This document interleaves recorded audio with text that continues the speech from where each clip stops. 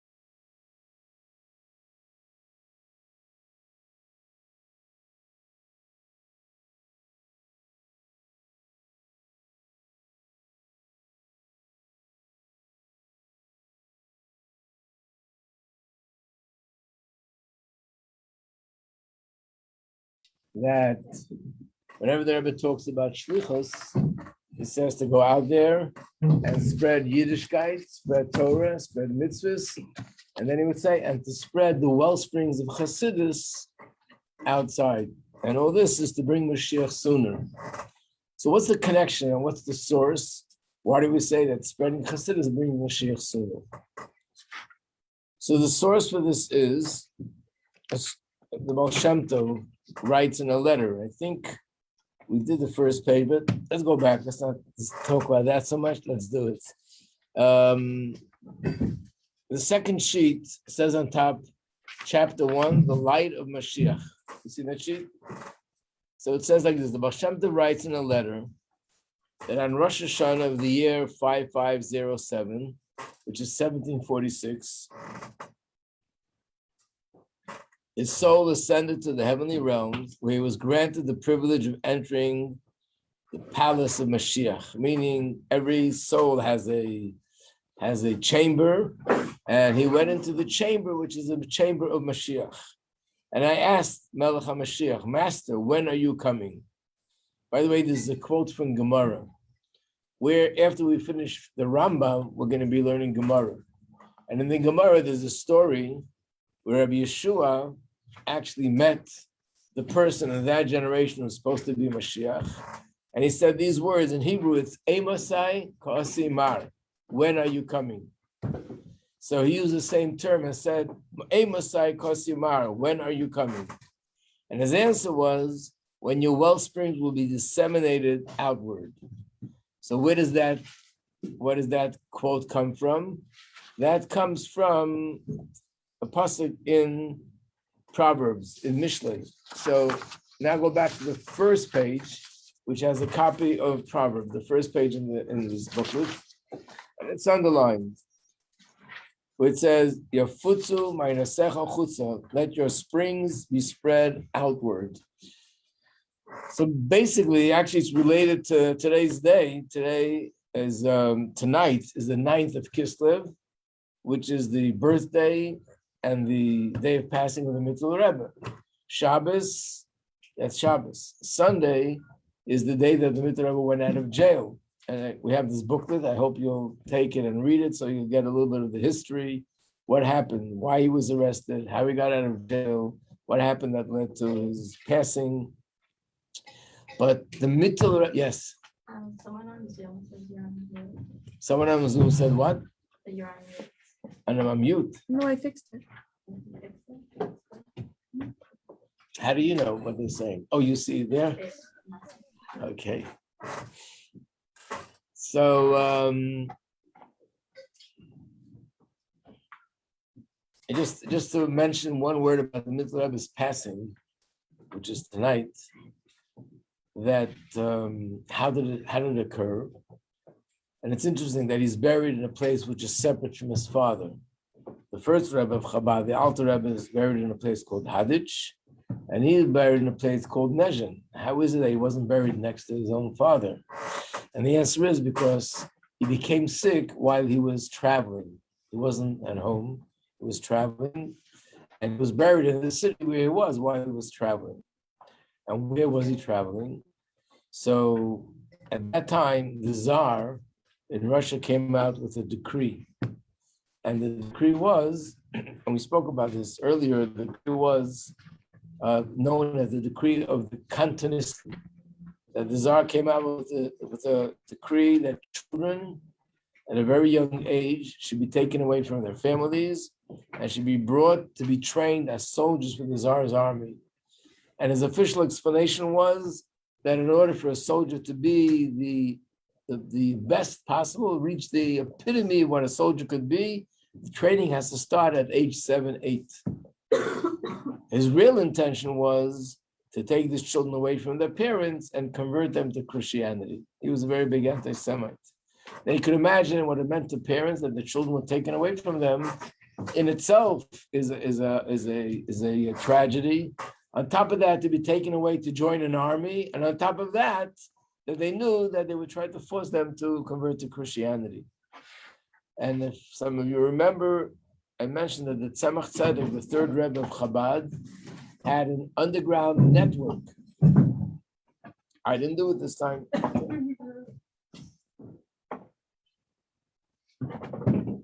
She heard me say that your wellspring should be spread out all over. So you started to spread. I didn't mean the water from the cup. You see, as soon as we learn something, right away we act on it. It's great.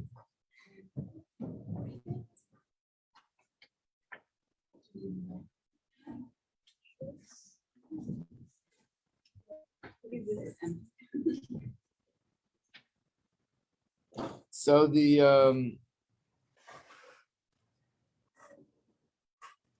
Tzemach Tzedek had an underground network of Hasidim that they actually penetrated these camps, and they took the kids out of the camp and bring them back to their families, and he saved a lot of children. He saved thousands of children were saved, and I think I mentioned it once before, but I'll mention it again, that we have someone in school here who you all know, Rivka Lukens, and she says, and her family tradition is that her grandfather, great-grandfather, was one of these kids that was saved by the Tzemach Tzedek as a Cantonist. It's the first time I ever met someone that should say, I am a descendant of a Cantonist. So the Mittel Rebbe traveled to Haditch, which is the Ohel of his father, simply to pray that this decree should be canceled. Obviously, it's a decree by the Tsar, but it must mean there was a decree in heaven. And actually, it lasted for 25 years. It's a long time. But he saw that the decree he's not able to cancel it. And he took it very much to heart. And they say that from that, he became sick. And it was on the way going back home. And unfortunately, he passed away on the way. And that's why he's buried in the city where he passed away, which is a city called Nezhin. So the Alter Rebbe is compared to a wellspring, and the Mittel Rebbe is compared to a river. The Alter Rebbe revealed Chassidus, the difference between a wellspring and a river. A wellspring, you ever saw a spring come out of the water? You ever went into these parks where they have springs? Water shoots out of the ground. A river is something that could extend for miles, could stretch for miles, could be very wide. But there are rivers that they originate as a wellspring. As a wellspring comes out of the ground, the water flows, and eventually becomes this big river. So the Alter Rebbe was the wellspring. He began the teachings of Chassidus, and he taught it in a more or less of a brief way. And the Mittel Rebbe, he taught Chassidus in a way that it was, he elaborated on it and explained it. And for 1 or 2 words of the Alter Rebbe, he would write pages and pages of explanation. So this is the term, when your wellsprings will spread out, which means when the teachings of Chassidus will be spread and they'll go so far, they'll be all the way out there, then you know Moshiach is coming. So that means that the spreading of Chassidus is instrumental in bringing Moshiach. That's what he understood. And then all other Hasidim, so these different groups, they also stem from the Baal. All Hasidic groups are branches of all the leaders of Hasidic groups are students of students of students of the Baal Shem Tov, right? So they also believe this, but They believe this, but by them, they don't believe that they should go out and spread the teachings of Hasidus. They study a little, and they also study a little bit. The spreading part is something which we find only by the Alter Rebbe, that he took that on as his responsibility. And each Rebbe of Chabad, besides teaching Hasidus themselves, they made a point that their Hasidim should go out and spread the teachings to others. So years ago, we didn't have shlichus like we have today, but we had always the Rebbes of Chabad had students going out to other communities and setting up classes to teach people Hasidus, whoever wanted to join. Yeah. Is the difference between like this and like Mormons, because Mormons are like converting people and like Jews, like the Hasidim are just like reaching out to other Jews who don't know the Hasidus yet? But It seems very similar on the outside, you know? right, but I wouldn't like to use the Mormons as an example because that's a religion and they're out to convert people.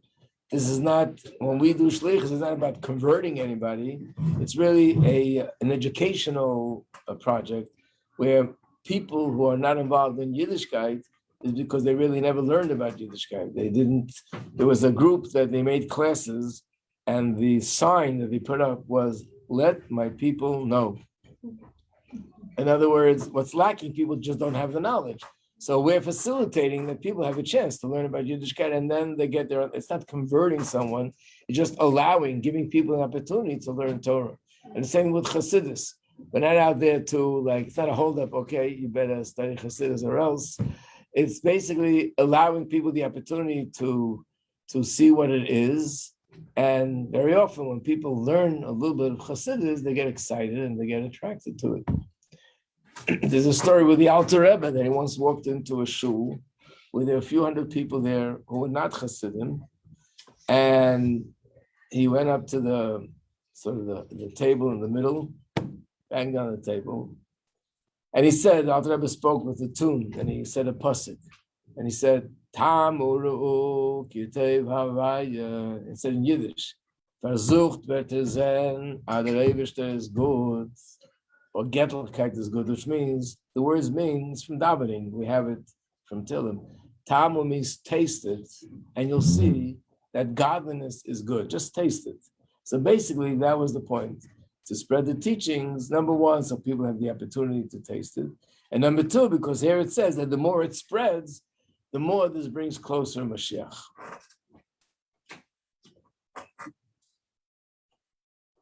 Now the question is, but okay, that's what he says, but what's the explanation?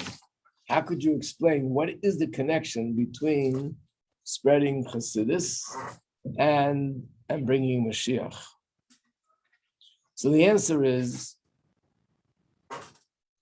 I guess this is a brief version. The answer is like this. We're going to learn more about this because this is really a key point to understand the whole subject of Mashiach. If you would have to make a list of all the good things that are going to happen when Mashiach comes, how many things do you think would be on that list? Guess. A lot. That's a good guess. Okay. Like non-ending? Non-ending, 20 things, 30 things, 40 things, 50 things. But there really is going to be one single change. And that one single change is going to make the other 40, 50, 60, 100, a lot of changes take place. And what is the one single change? Perfect service. What? Perfect service. Hashem. Getting close, getting warm. Keep going. the revelation of Hashem. It's similar to what Josephine just said. Keep going. You're on the right track. Just keep moving a little bit closer. What did they say? What? What did they say? She said a closer relationship with Hashem. Josephine said a perfect service of Hashem. That we will know, that we will see Hashem. That's why we'll have a perfect relationship and a perfect serving Hashem. In other words, Hashem will become revealed. Once Hashem becomes revealed, then only good things can take place in a revealed way, which means everything will be good physically, everything will be good spiritually, and that's really the essence of Mashiach coming. Hashem's presence being revealed, and right now it's hidden. In fact, I once gave this mashal, but you'll probably hear it from me another 10 times, just so we get this idea straight. Remember, we gave the mashal like a person, if God forbid a person was not conscious. So if you have to make a list of all the negative things, it's a long list. They can't walk, and they can't talk, and they can't go to work, and they can't communicate with their family, and they can't do this, and this. All these things are lacking. Why? Because they're unconscious, unfortunately. So if the doctor just changes one thing, if he finds a way to bring them back to consciousness, slowly but surely, they'll get out of bed, they'll be walking and talking, they'll go back to work, they'll be back to doing what they have to do. So it's one change that has to happen that'll bring all the other changes. So in a sense, we can say that the key difference between before and after is Hashem being revealed in the world. If that's the case, then we can see how Chassidus leads to Mashiach. Because Chassidus is revealing godliness in the world, but on an academic level. And that is sort of step one. Once we reveal Hashem in the world on a Torah level, that'll eventually lead to it that Hashem will be revealed on an actual level. Because we know that when Hashem created the world, he basically created the world with Torah, through Torah, which means that, that's what it says, that the Torah is like blueprints. That's what it says in Gemara, that when a contractor builds a house, he first has a, what is he called? That he does the blueprints of the house. An architect makes a drawing of where the rooms will be, where the steps will be, where the windows will be, where the exit will be. And then the builder looks at the blueprints, and that's how he builds the house. When Hashem created the world, he created it in a way that he looked into Torah, and with the Torah and through the Torah, he created the world. In fact, this week, one of the days coming up is Yudalat Kislev, the Rebbe's, the wedding date of the Rebbe and the Rebbetzin. So there's a mimer that says, how come a chassan gets called up to the Torah before his wedding? What's the connection? And he says something very interesting. Anyone know the reason? Anyone ever heard the reason? It's not only so you can throw candies at it. What, Sarah? He's a Kaylee? King. It's true, it says that a chassan is a king and a kala is like a queen, but why would that have a reason to call it up to the Torah? And I'm sure there's probably a lot of reasons, but the one reason that I'm referring to is that being that Hashem created the world through Torah, and this young man is now getting married and he's going to create with his wife a whole new world, so to speak, their own personal world. So first they have to start with Torah, and then from Torah, they'll be able to create their world in actuality. So that's why he's called up to the Torah before he is going to build his own personal world. So in a sense, before Hashem is revealed in the world, that we actually see godliness, first Hashem is revealed in the Torah world. And then from the Torah world, it becomes revealed in the actual world. Follow that? Understand it? Any questions? Got it. Okay.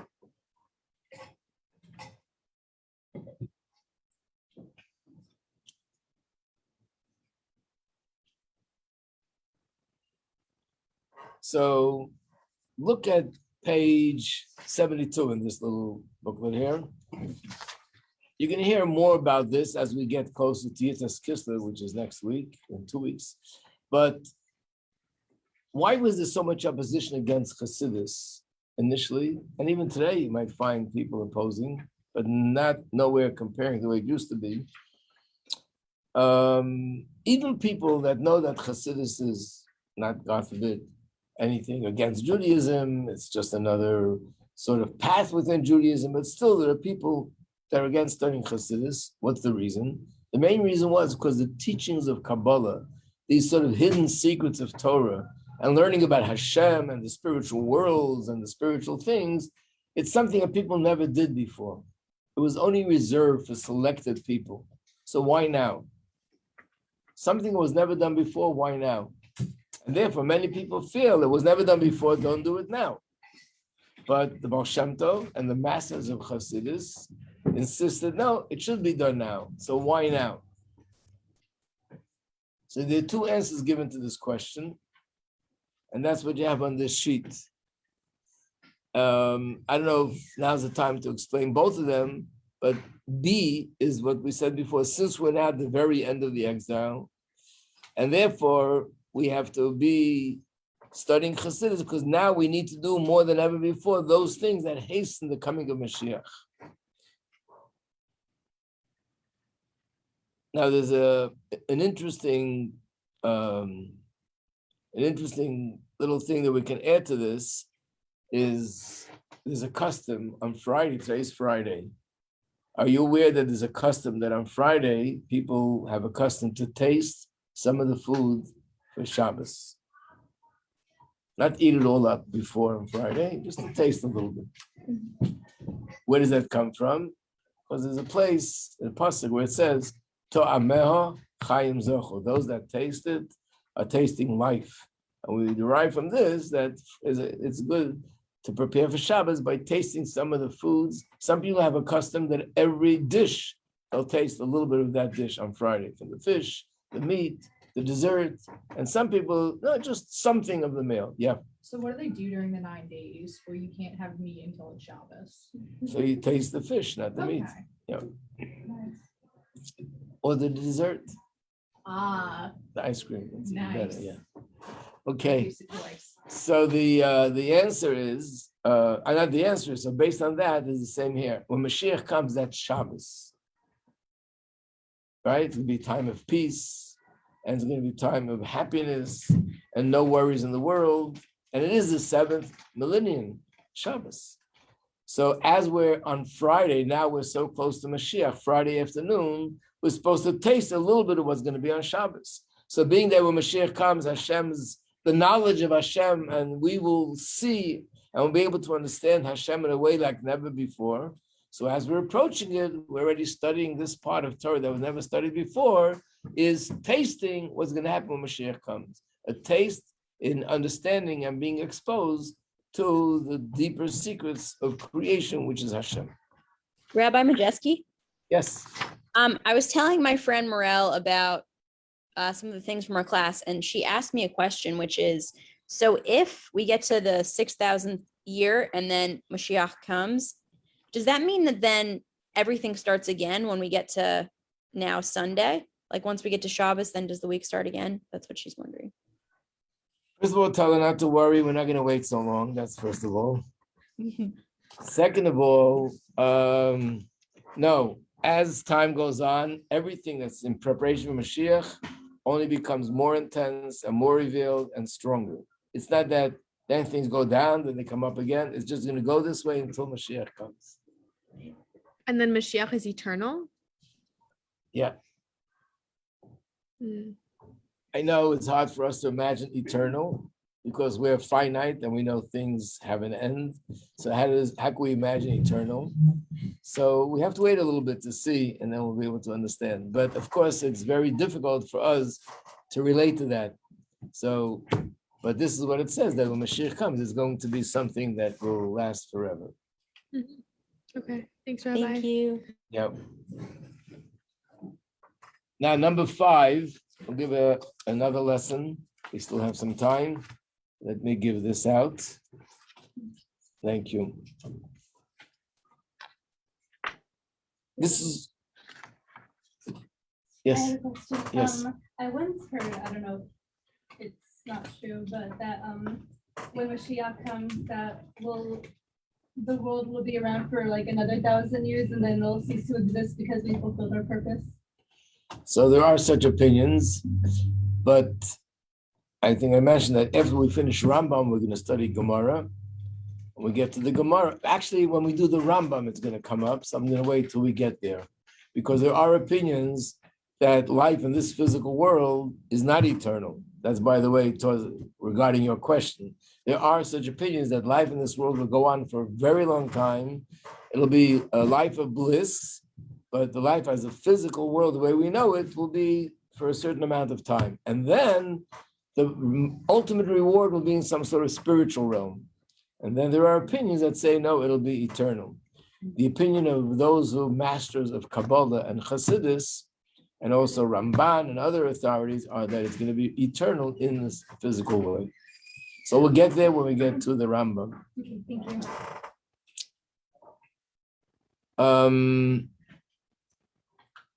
So there's one more thing about the first part, but I'm going to explain it now as we get to the second part about the great shofar. So let's turn to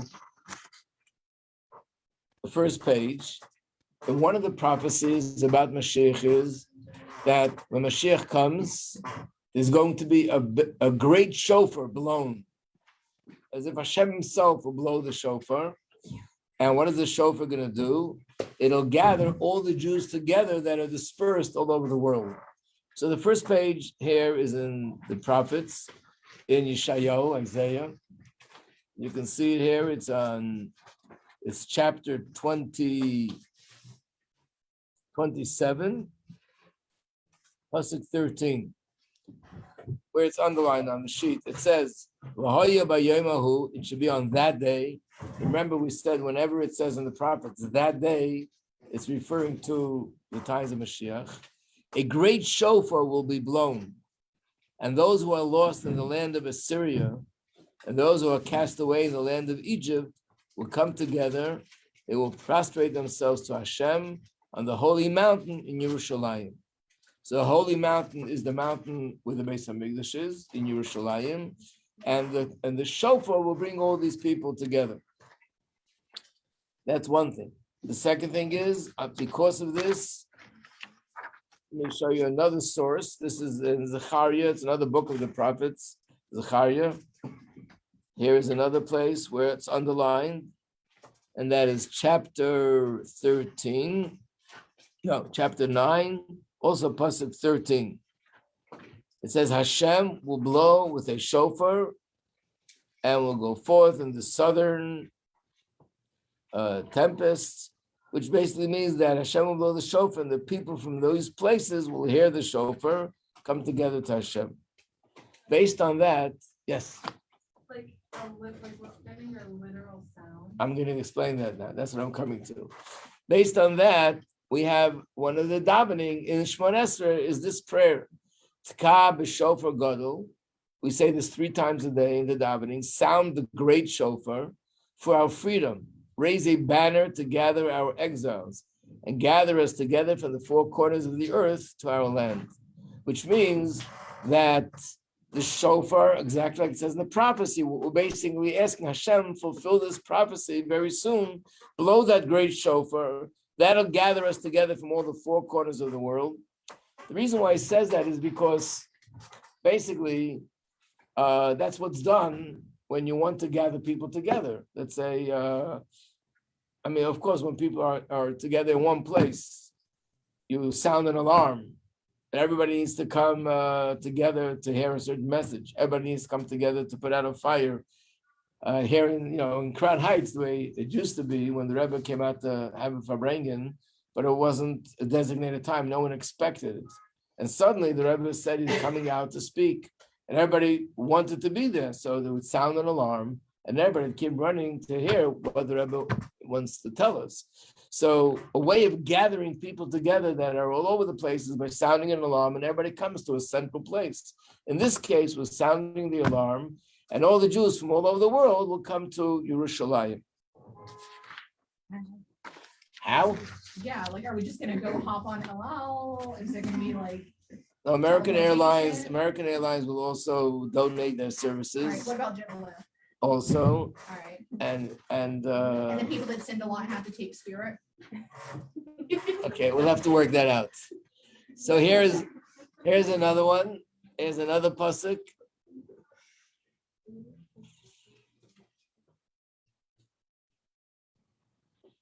Oh, wait a second. This is the same as the first. I do have one question. Yeah. If the Moshiach is going to reveal So are we going to hear the shofar? And they said that if it's going to reveal, we're all going to like walk toward the Dead Sea, like Moshe Rabbeinu. So there's more details like your question. How's it actually going to happen? That's another part that we'll go into. Right now, I want to go into the shofar. So you asked the question, Josephine asked the question, is this going to be a physical sound of a shofar or something else? So first of all, it's one of those things that until it happens, we're not going to know exactly. Could be like a lot of things, literal, and it could be just a metaphoric, a figurative way of speaking. And of course, the question is, how is it possible to hear a shofar in the whole world? Right? You're in shul, and you're not close to the front, and someone blows the shofar. Sometimes you hear it, sometimes you don't, because you're so far away. So how's it possible to blow a shofar that you can hear in the whole entire world? So first of all, well, if we're talking about miracles, a miracle could happen. It could be like Har Sinai where everything was silent. Right, it could be like it wasn't Har Sinai. Plus the fact that today, maybe people will be online and someone's going to blow the shofar, and the whole world could watch it while they're blowing the shofar, right? But there are commentators, and that is that blow the great shofar doesn't necessarily have to happen in a literal sense. It could mean something major is going to happen that's going to create and shake up Jews from all over the world, that's going to make them aware of their Jewish identity, aware of their connection to Eretz Yisrael and to Yerushalayim, to the Beis HaMikdash. And as a result of that, they'll pick themselves up and leave the country that they're living in, and they'll all come to Israel. Which basically means something major is going to happen that's going to arouse people to tshuva. And I mentioned this briefly, that in 1967, when the Six-Day War took place, which was a very, very big miracle. Those who know the details, that it was a very big miracle because the Jews were then, first of all, Israel was smaller. Israel was not as developed technologically as it is today. And we were being attacked not by one, but from a few different sides. Egypt was attacking from one side, and Jordan was attacking from another side, and Syria was attacking from a third side, and we were here in the middle, and we didn't have the kind of support from the rest of the world that you would love to have. So what people thought is going to happen, I wouldn't even want to bring that out of my mouth. Instead, there was such a miracle that in 6 days, the Egyptian army, which they were the strongest of these three countries, was wiped out completely. Their air force was wiped out, and then the army was wiped out. And in Syria, they all ran in panic. And in 6 days, the war was over. No one expected that to happen. It's known as the 6-day war. So besides that, it created a tremendous awareness of Hashem, of Jewish identity, which means the movement of tshuva that we see today, a global movement of people returning to their roots, didn't start then. It started earlier. It started much earlier.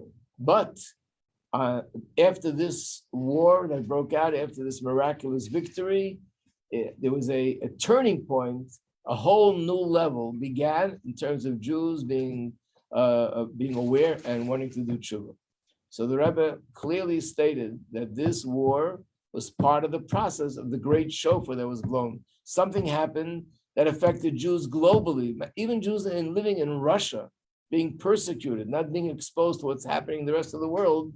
Nevertheless, they heard about this, and at that time there was suddenly an upsurge of Jews wanting to go to Israel, wanting to learn Hebrew, wanting to identify with Judaism after 70 years being, crushed and pressured. So basically, this is another way of looking at that. Part of this prophecy has already begun to be fulfilled. I want to add one more thing, and then I'm going to get to your question. One more thing, and that is connected to the first part, how Chassidus brings Mashiach. When Mashiach comes, what is it that's going to happen? What do you mean people are going to be just want to do tshuva? How's that going to happen? So it's explained, something which I think you all know, that there are 5 layers of depth to the neshama, right? And the neshama has 5 names. And the deepest is the part of the neshama that's called Yechida. That part of our neshama, no matter what the person is doing, no matter how far away from Judaism a person goes, that's a part of the neshama that's always intact, has a burning, unconditional love for Hashem, and it's only concealed, but it exists. In fact, that's why a Jew is a Jew no matter what he does, because that's what defines us as a Jew. And that is always there in a perfect way, can never be eliminated and can't even be weakened. When Mashiach comes, that part of the neshama is going to be revealed. And that's why everyone will be drawn towards Hashem, towards Torah, towards mitzvahs, and so on. So one of the ways of revealing that part of the neshama before Mashiach comes is by studying Chassidus. Why? So this is something which needs a lot of explanation, but I'm just giving it to you at the just a general idea. There are 4 levels in Torah. And I think you might have had that in Tanya already. Pshat, Drush, Remez, and Soida. Are you familiar with that? These are 4 levels, 4 ways of interpreting the Torah. One is the simple meaning. One is Drush, which means the way the Torah is understood in a figurative way, that not figurative, but that there is messages beyond the literal meaning. So then there's Remez, which is more like gematria, numerical codes that are in the Torah. And the 4th one is the mystical part of Torah. And that corresponds to the 4 levels of the soul. The first level in Torah study corresponds to the nefesh. The second corresponds to the ruach. The third corresponds to the neshama. And the 4th, the mystical level, corresponds to the level of the soul that's called chaya. And Chassidus corresponds to the level of the soul that's called Yechida. So by studying Chassidus and more people being exposed to Chassidus, that reveals the deepest part of the neshama, which is the Yechida. And that's what it means, the shofar. Hashem blows the shofar means Hashem does something which is earth-shattering, and that helps reveal the deeper part of the neshama. And as a result of that, people are drawn towards Yerushalayim, the Beis Hamikdash, and so on. Rivka, yeah. Yeah, I have a question. I heard the version, that each version that Mashiach would come to the lowest place, like spiritual lowest place. And also, like, I heard the version, like, the Mashiach will collect us in Israel. So what's the truth? Where is, like, the truth? Mashiach will come where? Like to the lowest, like, spiritual level place. Great. You say it's Ukraine, I say it's America. No, like, and also there is version like Moshiach will collect us in Israel. So where's the truth? Where's the truth? Yeah, what is the answer? I can't reveal everything, as you know. It doesn't say clearly anywhere where exactly it's going to be revealed. Not in the Gemara, not in the Rambam. There's no condition that he must come in a specific place. But there are some things that are found in later writings. I never saw this thing that he has to come in the lowest place, and then there's a whole difference of opinion. So which place is the lowest place in the world?